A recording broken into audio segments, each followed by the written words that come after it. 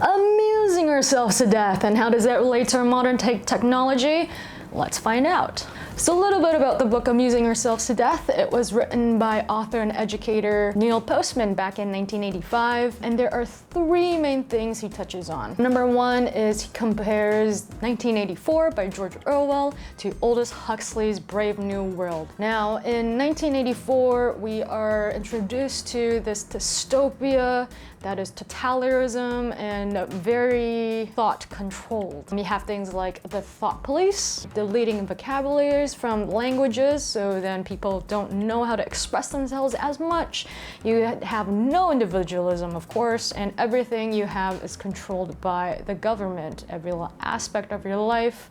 It's horrible. In Aldous Huxley's Brave New World, we're introduced to an almost opposite society where it's a utopia of sorts. Spoiler alert, it isn't. Where people live in this hedonistic society and pleasure is absolutely overwhelming. People are programmed from birth to know what they do for their lives. There's just so much pleasure in the world that you forget about the truth. Of course, this is not the way a society should be. No one should have themselves so entertained that they forget about what is true in life or not. So what Neil Postman does is he compares these two governments and finds out, hey, this dystopian government that we're so afraid of in 1984 kind of doesn't exist nowadays, but we are very much living in Huxley's world of being overwhelmed by so much entertainment that we don't really know what to believe in.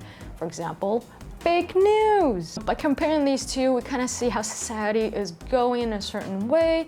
Of course, this is something from back 40 years ago in 1985 versus now 2022.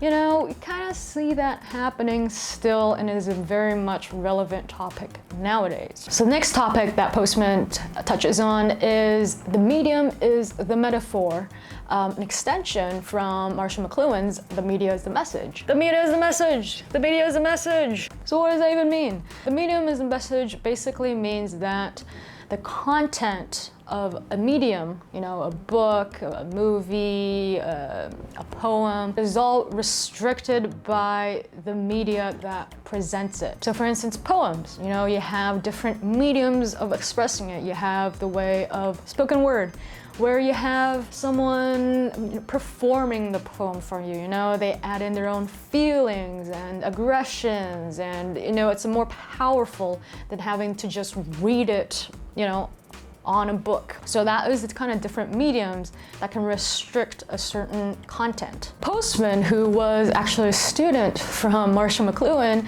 extends on this, but he believes that the medium is just a metaphor because it is influenced indirectly somehow by the medium. We can never have it directly give us the message it intends on, as Marshall McLuhan claims. The third thing Neil Postman touches on is media as epistemology. Epistemology. Epistemology. Medium as epistemology. Thank you, Google. What that means is that the medium that we have right now is very much dictated by what we already know. For instance, science, nature. What we know as nature is very much mathematical because math is something we understand, and we use that to explain nature, even though nature is not really made of ones and zeros. Postman also gives the example of a Western African tribe where they use old proverbs as spoken word to determine their law system there. That probably in a Western society, or even nowadays in our Eastern, in Taiwan, we can't really use, but you know, that way of speaking has a certain way of dictating the society of a culture, the culture of a society. For example, in law, it is very much a written down medium, but somehow, you know, the performance of a lawyer at a court can determine the outcome of a certain court case. Traditions have not really changed. Spoken word may not be valued as much as written word, but it is still something that is used till this day and can sway people's opinions. So then Neil Postman goes on and talks about the form of television. You know, you have visualization now. Politicians nowadays, you don't really listen to what they're saying. It's more about their appearances on TV that is more important to them now. How they're dressed a certain way, their makeup or their hair is done a certain way.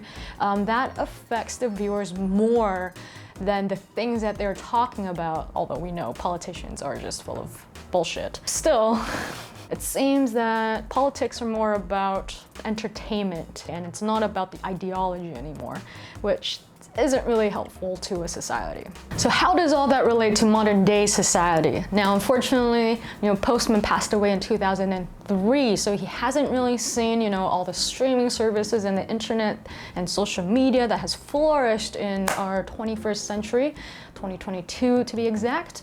So let's see how his ideas hold up. I want to give a couple of examples. Number one, I want to go for Netflix.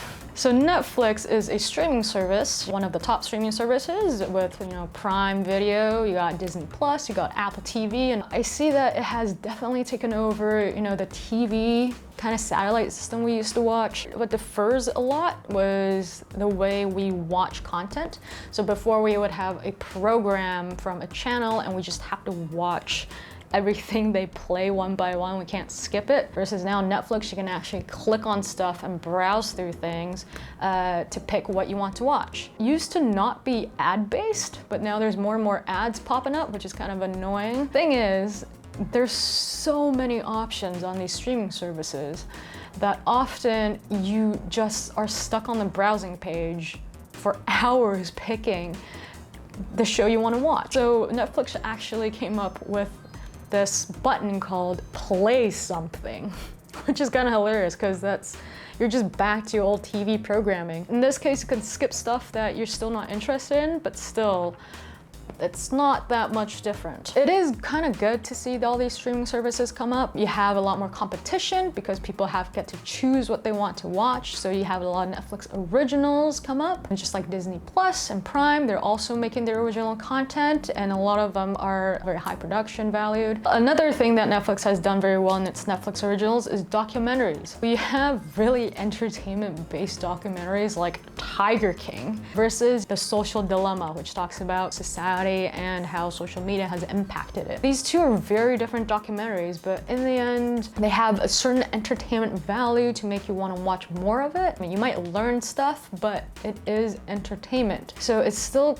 comes down to us having to go and read actual articles to actually know what is true or not. So you still have this kind of bombarding, overwhelming, amusing ourselves to death situation going on. So another example I would like to use is the website Reddit. Reddit is an American website that is a discussion website. It's a content rating website. It's also something you can scroll through to look at news on. It has all these forums called subreddits where users can basically go in and then talk about, things that they're all commonly interested in. Things like photography, food, fashion, a whole variety of things that people kind of just come together and talk about. It is quite useful at times. For example, I found this free website called Photopia, kind of like a free Photoshop website, which is nice when sometimes I don't have my computer around and I just want to do some quick photoshopping. That is something I found through Reddit. I also have been in a subreddit about,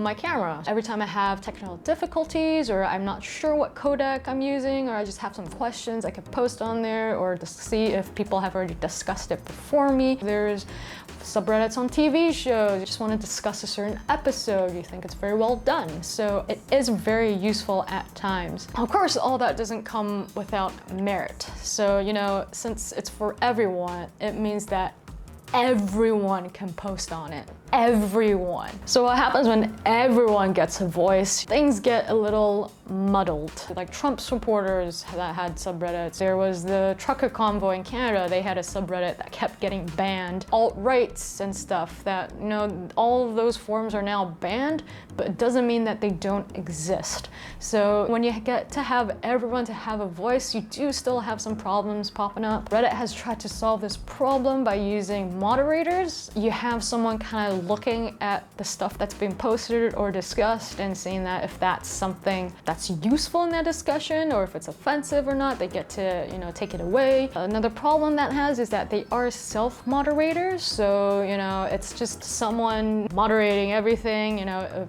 they think it should be included or not. So it's also a little bit biased. That is also another problem. Overall, I think Reddit's still a pretty cool place to be on. If you're using it for a tool or something, it is very useful.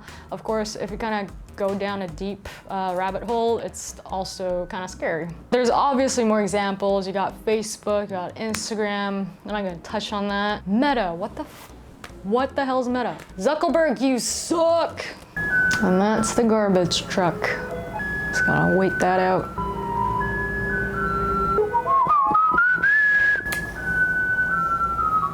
So all in all, what do I think about amusing ourselves to death? I think Neil Postman is definitely on the right track. He definitely has a portion of what media has become right, even after 40 years. We are still very much living in a society where entertainment is really bombarding us and manipulating us. I still think it is a portion. I think technology is a tool and has also created a lot of great things. It's connected us with people from all around the world. People back in the days just had to just sit with those questions. You can just Google it, which is I think is amazing. I can learn things on YouTube now. I can learn piano. I can learn, you know, producing music. So I think it's a very good thing when it's used right. Of course, it has its downside. You have fake news spreading. Everyone gets a say. You know, everyone has a voice now. That's smart people, and that's also dumb people. That has its own problems.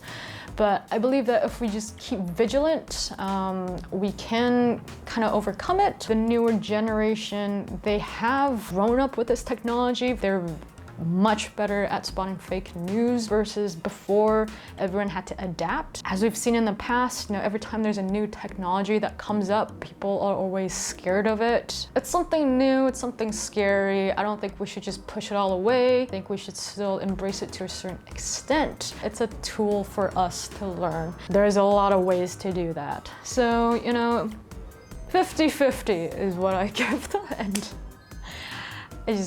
I agree with them to a certain extent. I don't agree with them to a certain extent. I don't think technology is going to be the downfall of human society. You know, we gotta adapt. We gotta learn. So thanks for listening to my presentation, and yeah, these are my thoughts. Thanks.